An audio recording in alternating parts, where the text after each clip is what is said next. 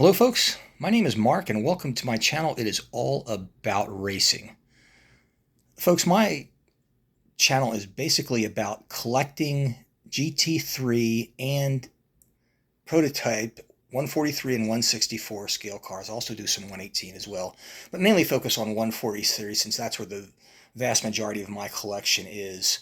143 scale cars are the most popular collected cars in the industry today, far more than 164 and even and particularly 118. They tend to be affordable to extremely expensive depending upon the brand that you buy from. If you shop on eBay, you'll find an amazing selection from literally tens of hundreds of manufacturers. I mean, there's so many I can't even name them. But the ones I'm going to expose you to in these two videos are the ones you're most frequently going to find on eBay. We'll talk about what makes each brand unique, how they're packaged, what price range they run from, so you can make informed decisions when you're buying and know what you're buying before you buy it and what to expect. So let's go ahead and get started now. The first car we're going to talk about is this Aston Martin Vantage that you see right here, the number 97 car. This is made by a company called Spark. It is called their Hattchets collection. Now, the Hattchets collection is basically, it's a beginner's kind of car in their line, which is relatively inexpensive. Generally, you shouldn't pay any more than $25 for these cars. They only make about a dozen in the Hattchets collection, but they're very, very hard to tell from a regular Spark car, in the exception of one thing. Their packaging. They come in blister packs, which means you get no box to hold the car in, but you do get a base. It's made of plastic. You get a jewel cover, and you get a pretty nice car for the money. I mean, these are, for $25, these are really, really good cars, and honestly, you should spend no more than $25 on these. They're commonly available on eBay for $25 or less, plus shipping. I bought some of these at racetracks, and again, you pay $25 for them. They're just not very expensive. But you get a good die-cast car. Now, this car here is kind of an odd one. This is made by a company called TSM. It is part of their, I've heard it described as their 7-Eleven collection. Apparently these cars were available at 7-Eleven stores. I believe it was in Asia, even though they can commonly found on eBay, and that's where I got it. Again, these cars cost about $25. They're good model cars, much like the Hatchet. Not very well detailed, but they do come with a plastic base and a jewel cover. And they are die-cast models, which means they're heavy. This is a Chevrolet Corvette C7R. One of my favorite cars. In fact, I own a C7 myself. And they will come in these boxes here where it says 24 Hours of Le Mans, and you've got all of this Asian print on it. And I think that lends truth to the fact that these were available in Asia through 7-Eleven stores. These cars are relatively inexpensive. They make a number of them, which I think they show on the back of the box. Yeah, let me show you here. And these are all the various models you could get. Again, they cost you no more than 25 bucks. So if you see one of these, and it's around $25, you'll know that it is part of this TSM, I guess you would call the Asian series. I really don't know what else to call it. If anybody else does, please let me know. And while we're talking about Asian cars, I figured the next one I'd focus on is Ebro. This is the only car made by Ebro that I have in my collection. I just recently acquired it. They're a Japanese company. They make a limited number of cars in 143 scale, race cars, that is, GT3 race cars. I basically bought this one because it was a really neat Lamborghini Murcielago. I think I paid around $50 for it, including shipping. It comes in the box you see here with a plastic base. The plastic base kind of, I don't know, it's an odd-looking base, but functional. Jewel cover and the likes. It is a nicely detailed car. The finish I would consider somewhat poor in general. So the bottom line, I wasn't real impressed with this car, and for the money that I paid for it, I could get a Spark or something else, and consequently, it'll probably be the last Ebro car that I buy. Now, this Panos that you see here is a Panos Esperanti. It's a somewhat old and rare car. Not hard to find Many manufacturers make this car, so you can get it from other companies other than eBay. I'm sorry, other than Auto Art on eBay. It's a fairly nice model. I paid, I think, around $50 for this as well. It's a good car. It comes on a plastic base with a jewel box and a card around it. And one thing I will tell you about all 143 scale cars is they all come with bases and jewel boxes. I can't say the same thing for 164 or even for 118. So that's one nice thing about collecting cars in this scale. And this Auto Art is no exception. This was a good car, not exceptional. Finish is good, decals are good. I have a 118 Auto Art with opening doors, and I absolutely love it. It's a Corvette C7, and this one, quite frankly, just fell below my expectations. Now this is another Panos Esperante. This one is by Action. It comes, as you can see, on a plastic base with jewel cover and this box, that kind of looks like a racing flag, so to speak. And this is part of their 24 Hours of Le Mans collection. This is a limited edition car, according to them, one of 2,244 pieces. Doesn't tell you what it is. Again, this was a car that fell below my expectations, and well, it is the only Action that I own, and probably the last one I will own.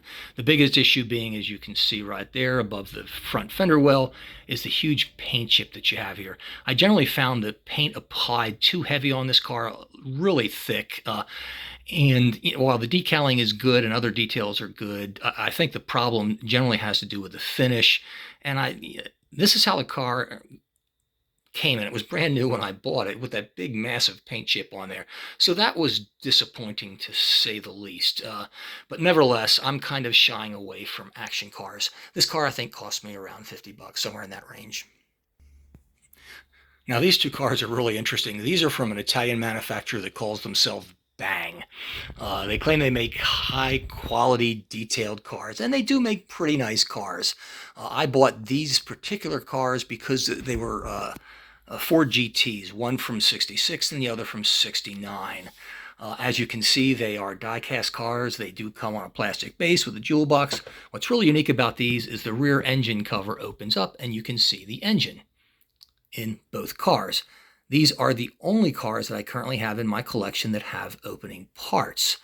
These are available on eBay. I think I paid about $20 each for both of them, so they were not incredibly expensive.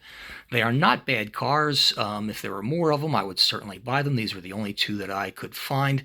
And as far as I know, these two particular models are still available on eBay. Again, this is from a manufacturer called Bang. That's a shocker for you. Now, folks, all these cars that you see here, these are all from a company called IXO. IXO is a huge manufacturer of die-cast cars, particularly die-cast racing cars. They make them in 143 scale as well as 118, and are considered generally to be about the best value-based car that you can get. Now, does this mean that they are cheap? No. Does this mean that they are made cheap? No. They are good quality cars, I think, for the money. Most of them can be acquired between, in some cases, as little as $25, $50 to $75, including shipping. They are good quality cars. They come in all sorts of different packaging and different series that they have, all of which I'm going to show you here.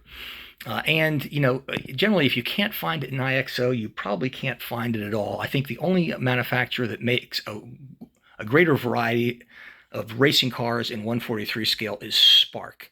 But next to Spark, it is IXO. And we'll start with this DBR9. This one I thought was really, really interesting because of the packaging. It comes in this, I guess you could call it a detailed box. I really don't know what to call it. It is one of the more interesting packaging ploys that I've seen, or I guess a marketing ploy. It opens up and exposes you, and it's basically attached to this base. It is paper, it's knit, but it fits in there snugly and nice. It's a good detailed car. This is an Aston Martin DBR9, one of my favorite cars, and a very, very good model, as you can see there. And I think I paid around $50 for it. This next car is an IXO model, and this came in rather unique packaging. It's the only one I have like it. This model is a Mercedes AMG. It is the Sun Energy car. This is a company that competes in IMSA. Frequently, their their paint jobs are usually phenomenally, or should I say their wraps, they're interesting. They're a solar company that makes solar products. They always seemingly have flames on their car. They are really, really interesting. This again is a die-cast model. It is heavy in paint, and there was some overflash on this. As a modeler, I was able to basically work it out, so you'd never even know that it happened. But otherwise, it's a beautiful and a seemingly flawless car. This car sells for about $50. Now, these two cars are from IXO's 24 Hours of Le Mans collection. It seems like every manufacturer has this, because if you make a car in the livery that competed in 24 Hours of Le Mans, it's going to sell. It's the most widely known race in the world. Everybody respects it, and therefore every manufacturer caters to it, IXO being no exception. Now, this one on the top is an industry model. This is a Saline, and the livery is just phenomenal. Again, it comes in a plastic box. The acrylic jewel case, the plastic base with the names of the drivers and everything on it, as you expect from all IXO cars in this unique 24 Hours Le Mans box. This other car here, you have the Audi, the same thing. Again, the same collection, plastic base, acrylic jewel cover, nicely detailed car, 24 Hours of Le Mans collection. A great value. Both of these cars, I think, each was about $50. These two cars here are older IXO models. You can tell by the packaging. This again is a DBR9, nicely detailed plastic base, acrylic jewel box. You can see here the box is clearly different from a lot of the others you have. This one even more so, with this kind of fancy cutout on it, this being a Peugeot. I think I paid about $25 from this, and I actually bought this from a French retailer. Got it in no time. The same for this car. So these were among the less expensive of the IXO cars. Not that the detailing is any better or worse than any of the others. In fact, they're really, really nice models, as you can see there. They have antennas. They're nicely painted. Decals are good. Again, great cars for the money. From the older collection, I believe, of IXO cars based on the packaging. Now, these two cars I just picked up recently, and I have to kind of laugh. They say that they are limited edition cars from IXO. I've never seen that on an IXO car before. I don't buy that. There's nothing on the box that indicates or on the packaging that indicates it's limited edition. There's no tag. There's no it doesn't tell you how many they made. They probably made tens of thousands of these, so I really don't buy that it's limited edition, but I really don't care. They're nice cars. This is a Porsche 911 RSR with the Brumos livery, one of my favorite liveries. And this is another Porsche RSR, this one with their standard livery, I guess you could say. They ran for about 2 years, back in 2019 and 2020. Both are absolutely gorgeous cars. They come on plastic bases, as you can see, acrylic jewel covers. Different packaging from the others. This may be because they're limited edition cars, supposedly. And I actually bought both of these at a racetrack, $50 each, so $50. Lastly, in this part of the video is going to be these two Manthey Grello Porsche RSRs. These cars are really interesting in that they are a German-based racing team that is very, very popular in Europe, compete in the ADAC races, and they have unique packaging that caters to Manthey Grello. And if you take a look on the inside of it, it's Manthey Grello all over it. You can see it on the outside. Really nicely done. These are great cars. They are still available on eBay. I've seen both of them, and these are. I did a highly detailed review of both of these cars, and they were very well viewed and very positively. They're really nice cars. I got a heck of a deal on them, but generally I would say these tend to sell for about $50 to $60 each on eBay. But they are absolutely gorgeous cars. They come on these nice plastic bases, the acrylic jewel box, and this unique Manthey Grello packaging. And that will be it for part 1 of collecting 143 scale race cars. The next episode, we're going to look at more expensive cars. We're going to look at Spark, Fujimi, and Look Smart. Thanks for watching. I'll see you in episode 2.